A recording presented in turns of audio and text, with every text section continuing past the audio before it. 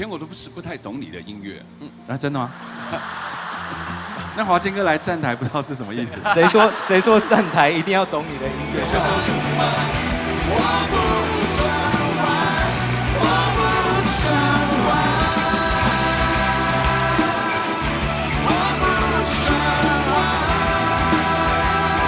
我们的偶像周华健，华健哥。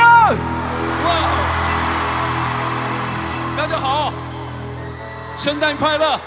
我们刚发片的时候，那总是要有些那个大哥大姐来站台嘛。是啊，那可是我们当初呢，其实没什么人认识我们。对，爹娘不爱的。对，爹娘不爱。所以我们那个什么，第一次在西门町的大型演唱会，1999年。对啊，然后我们请到的嘉宾呢，就是华健哥周华健。不敢当，谢谢。后来呢，神的孩子都在跳舞，在北京发片。是。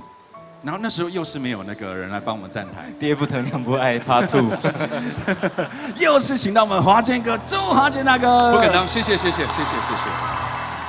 第一次他们在西门町，因为我就住很近嘛。哦，原来是这样啊！后来在北京刚好那边有事。以前我都不太懂你的音乐。真的吗？那华健哥来站台，不知道是什么意思？谁说站台一定要懂你的音乐？就说住得近嘛。不是，因为华健哥就住旁边那一栋。这一次华健哥住这一栋发财了，这一栋。这首歌呢，我觉得也是那个前奏下去，大家就会唱。叫什么歌啊？等一下，你总不会以为我们排过的吧？早上排不是这样子的。我真的忘了是哪一首。哪一首？没有，这首歌跟我们那个鼓手的那个心有关。对，跟我们鼓手的个性有关。喂，花心。对不起。春去春回来，花谢花会再开。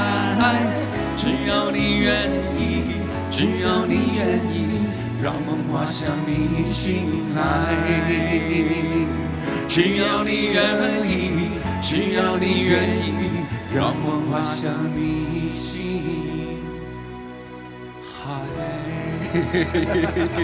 年轻的歌手叫林俊杰，不知道你有没有听过？有，大家都叫他那个会走路的 CD， 但我们以前呢听华健哥唱歌，就是已经是会走路的录音带了。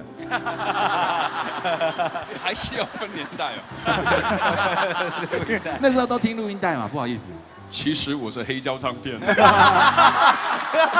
会走路的黑胶唱片，问华健哥的歌呢，从会走路的黑胶唱片，到了会走路的卡带，到了会走路的 CD， 现在已经是会走路会飞的 MP3 了。一生一起走，那些日子不再有，一句话，一辈子，一生情，一杯酒。